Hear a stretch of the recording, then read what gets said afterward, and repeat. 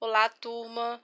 Livro do primeiro bimestre, páginas 464 até a 471. A gente vai falar um pouquinho sobre arte e tecnologia e como funciona hoje em dia, qual é a relação da arte com a tecnologia e ao longo da história.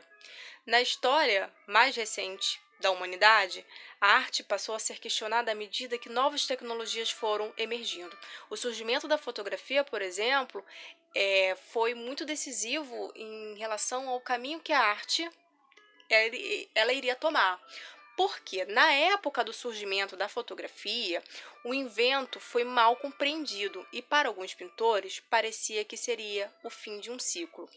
O pintor Paul Delaroche, ao obter conhecimento do daguerreótipo, um invento que é considerado uma das primeiras máquinas fotográficas, disse, abre aspas, de hoje em diante a pintura está morta, fecha aspas. Porém, a tecnologia das câmeras fotográficas não fez com que a pintura ou a arte tivesse um fim. Ao contrário, esses dispositivos trouxeram liberdade para que os pintores, principalmente, se desprendessem da necessidade de retratar a realidade e, com isso, pudessem se expressar. Prova disso é que, com o passar dos anos e os avanços tecnológicos, a fotografia se popularizou ao ponto que chegamos hoje, né, que qualquer um pode ter, e ainda assim nós ainda temos as produções de arte. A pintura ela se fortaleceu e o provável motivo é que a arte está para além da representação fiel da realidade. O artista pode representar impressões ou sentimentos e mesmo quando ele busca a retratação da realidade observada, ele pode acabar dando uma outra atmosfera em sua imagem, que coloque-se ao outro patamar, além de uma mera cópia da realidade. Isso acontece no caso também, pessoal, com, por exemplo, fotografia. Quem gosta de fotografia artística, qualquer um pode realmente pegar e clicar e tirar uma foto. Mas ter aquele olhar mais sensível, ter aquela noção do ângulo, aquela sensibilidade que faz daquela fotografia virar uma obra de arte, que faz aquela fotografia ter um valor estético, né? É muito pessoal. Então, no geral, ao longo dos anos, os artistas agregaram as tecnologias de seus tempos aos seus fazeres artísticos. A tecnologia ela faz parte da evolução do homem desde os tempos mais remotos, como podemos identificar ainda na pré-história, como exemplo da invenção da roda, ou posteriormente no Egito, para se criar uma base para a escrita. Depois, uma transformação que usou tecnologia para transformar o caule de plantas aquáticas em folhas para serem denominadas os papiro, né? Diversos pintores passaram a incrementar o uso da fotografia para a utilização de referências para seus quadros. Devemos ter em mente que o artista tem uma intensa relação com seu grupo e seu tempo, então sempre foi natural o uso de tecnologias nas artes. Vamos pensar na Grécia Antiga. Com o domínio do bronze, o artista passou a fazer esculturas com esse material. Na Idade Média, as majestosas basílicas e as catedrais elas eram desenvolvidas com grandes usos da tecnologia da época, bem como o Renascimento, que difundiu-se o uso da tinta a óleo e diversos outros estudos que possibilitaram a criação de máquinas e dispositivos que serviram para facilitar a vida do homem. Na arte contemporânea, podemos ver o uso de engenharia, criando aparatos tecnológicos que resultam, por exemplo, na arte cinética, que é uma arte voltada para o movimento. A escultura ganhou grandes colaborações com o uso de verdadeiras máquinas engenhocas, na intenção de criar uma ilusão no olhar. A arte cinética provoca movimentos com auxílio do ar em aparatos que são construídos de materiais diversos, o que causa uma impressão, muitas vezes, de engenharia ou maquinário. Outros recursos tecnológicos enriquecem a forma de comunicação que a arte estabelece com seu público e, consequentemente, com a correspondência que trata na linguagem com a sociedade, como é o caso da videoarte ou da videoinstalação. Instalações, videoarte, performance, intervenções ou qualquer que seja o meio expressivo e técnico, cabe aos recursos da linguagem artística ao se alinharem com as tecnologias e promover uma dinâmica de exposição. Entretanto, o uso tecnológico da arte não se abstém somente no campo das artes visuais. Nas artes cênicas, tivemos a criação do cinema, onde a arte de interpretação utiliza-se da tecnologia com a retenção e reprodução de imagens em sequência. Além disso, o próprio espaço de cena teatral usa recursos tecnológicos para garantir efeitos em cenografia. Vai desde a iluminação, som, até máquinas que possibilitam movimentos diferenciados e acrobacias, entre muitos outros.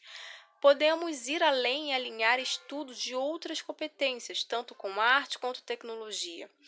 No cinema, cria-se efeitos especiais que fazem os espectadores se sentirem na cena, como uma realidade virtual. A realidade virtual é quando somos levados a imaginar e perceber realidades que não existem, projetadas em um mundo 100% visual.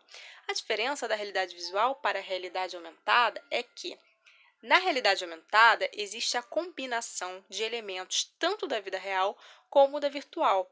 As informações dos dois mundos, real e fictício, se fundem e são representados em 3D. Um bom exemplo sobre a prática da realidade aumentada são os jogos de experiência como Pokémon GO, né? Página 467. No contexto visual, podemos perceber que, ao aliarmos a arte junto aos aparatos tecnológicos, elevamos o nosso estado puro de contemplação e passamos a compreender a tecnologia, desempenhando o papel da arte, nos fornecendo, a partir destes conhecimentos, consciência sobre o nosso mundo, modo de comportamento social e psíquico. O que isso significa? Isso nos faz entender o quanto a arte apura o nosso senso crítico de pertencimento, de conhecimento no mundo em que vivemos, pois ela acompanha os avanços tecnológicos. A arte é muito mais do que a apreciação estética. Ela é uma força como meio de treinar a percepção e o julgamento do homem diante de todas as informações que o mundo produz. A arte é o que nos ajuda a alcançar entendimento, principalmente quando ela é utilizada em conjuntos com outras competências, né, como nós já viemos falando. Porém, infelizmente, isso é ignorado na maioria das vezes, pois condicionou-se a percepção artística apenas ao belo e ao entendimento estético. A arte é um recurso ao mundo moderno, seja no âmbito corporativo, educacional, proporciona uma amplitude no entendimento e no funcionamento dos processos.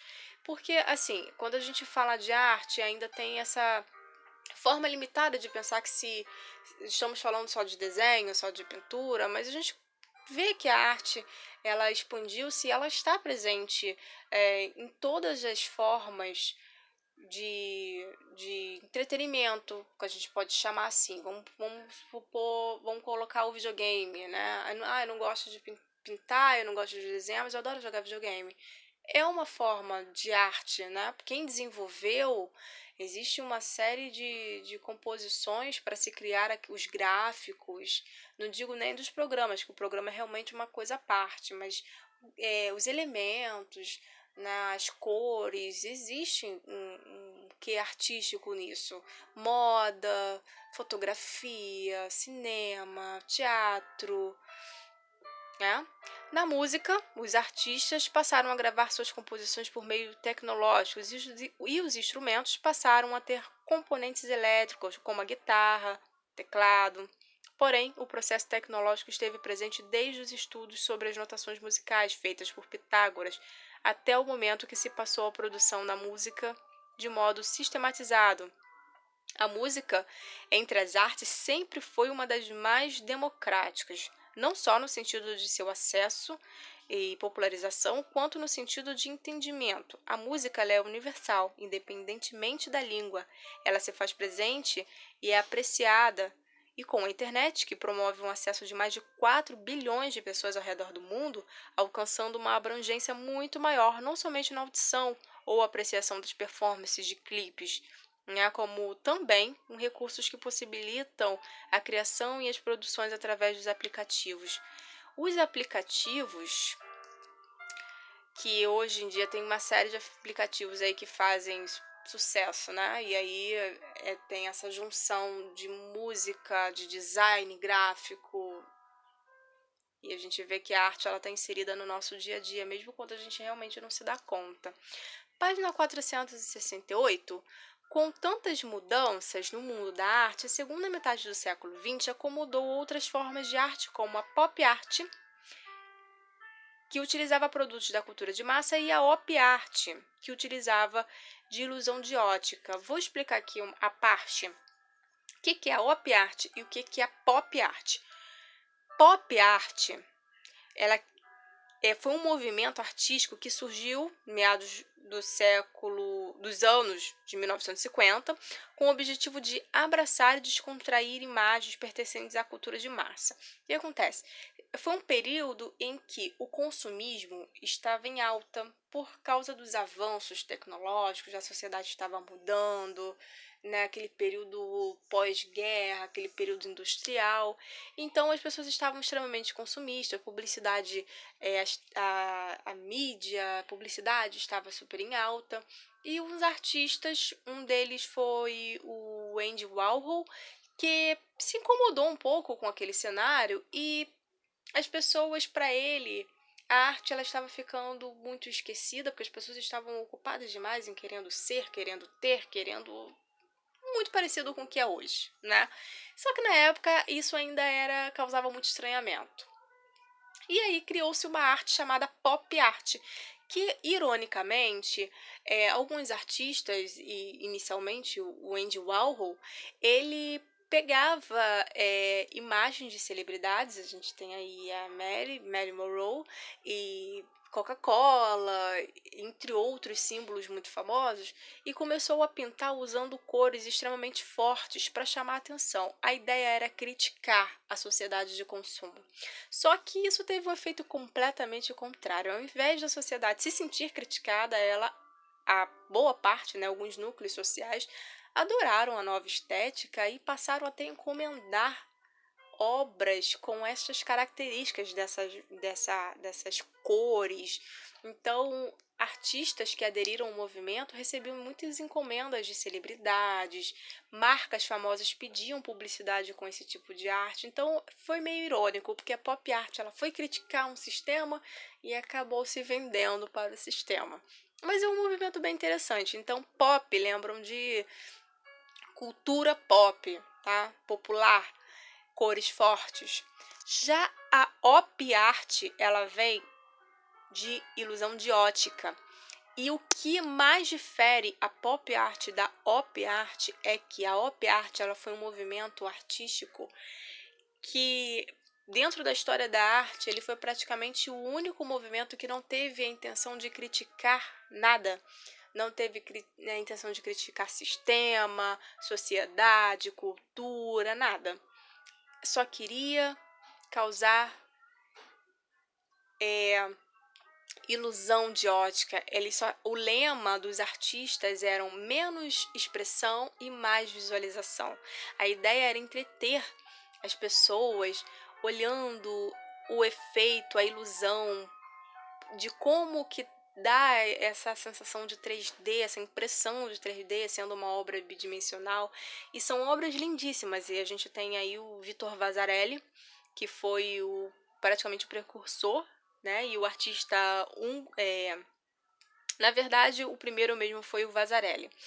São obras que eram feitas à mão de início. Hoje em dia não. Hoje em dia a pop art, vários efeitos usados com a tecnologia, né, digital, mas essa obra do Globo, por exemplo, ela foi pintada à mão. Ela é uma obra gigantesca.